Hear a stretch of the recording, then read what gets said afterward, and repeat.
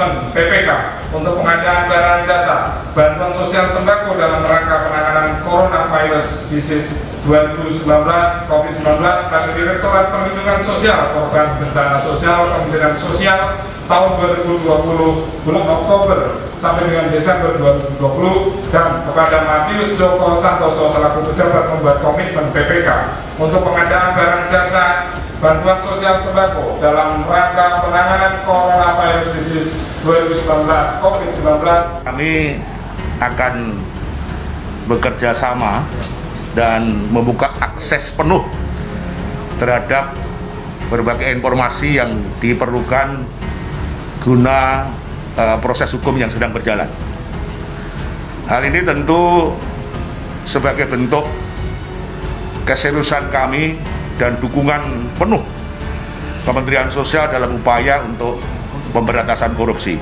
Kami akan menyatakan sikap bahwa KPK tetap akan bertindak tegas dan sangat keras kepada para pelaku korupsi, terutamanya dalam keadaan penggunaan anggaran. Kenapa kami lakukan?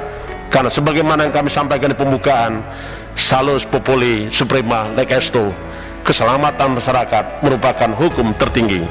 Maka bagi yang melakukan korupsi dalam suasana bencana, tidak ada pilihan lain kita menegakkan hukum, yaitu tuntutannya pidana mati.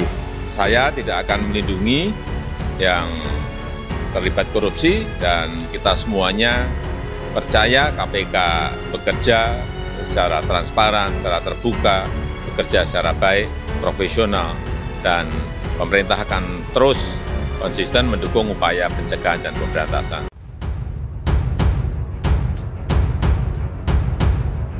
PSI minta KPK usut dugaan korupsi Bansos 2,85 triliun rupiah di DKI Jakarta. Partai Solidaritas Indonesia atau PSI mendesak Komisi Pemberantasan Korupsi segera menangani kasus dugaan korupsi bantuan sosial atau korupsi Bansos di DKI Jakarta pada 2020 yang mencapai 2,85 triliun rupiah.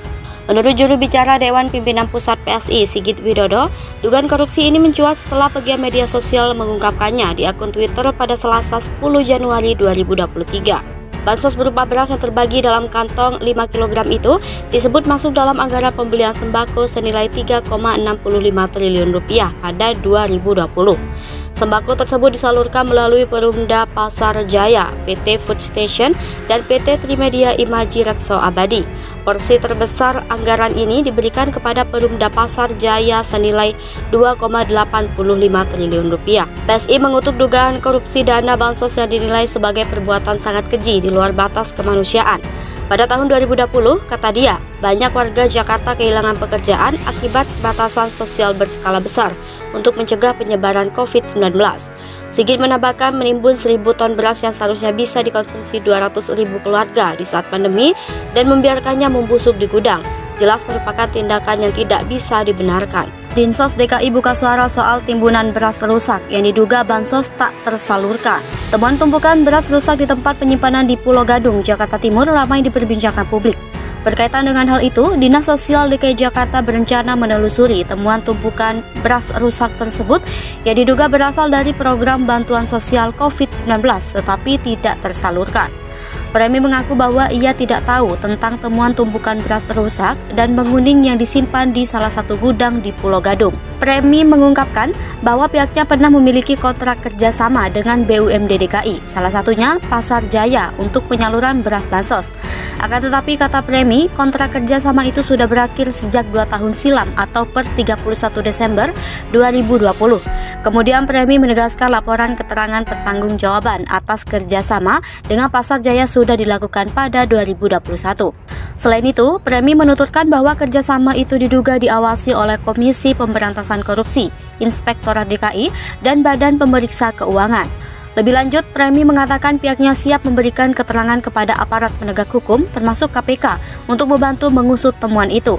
Diberitakan sebelumnya, salah satu warganet bernama Rudi Valinka melalui akun Twitternya @kurawa menggugah rekaman video dan foto yang berisi hasil temuan salah satu perusahaan konsultan dan audit multinasional di kawasan Pulau Gadung, Jakarta Timur, Senin 9 Januari 2023. Tumpukan karung beras itu diduga merupakan bantuan sosial COVID-19.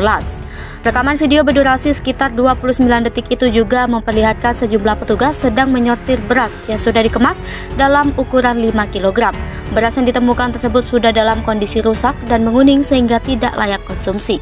Jakarta kemarin, bansos tak tersalurkan hingga rumah Ibu Fatmawati. Sejumlah berita seputar DKI Jakarta terjadi pada Jumat 13 Januari. Mulai dari Dinas Sosial, DKI Jakarta berencana menelusuri temuan tumpukan beras rusak diduga program bantuan sosial COVID-19 tapi tidak tersalurkan di Pulau Gadung, Jakarta Timur, hingga pemerintah Provinsi DKI menetapkan Rumah Ibu Negara pertama Indonesia, Fatmawati di Kebayoran Baru, Jakarta Selatan menjadi bangunan cagar budaya. Berikut rangkuman seputar DKI Jakarta yang masih menarik untuk dibaca kembali. 1. Dinas DKI telusuri beras rusak diduga bansos tak tersalurkan.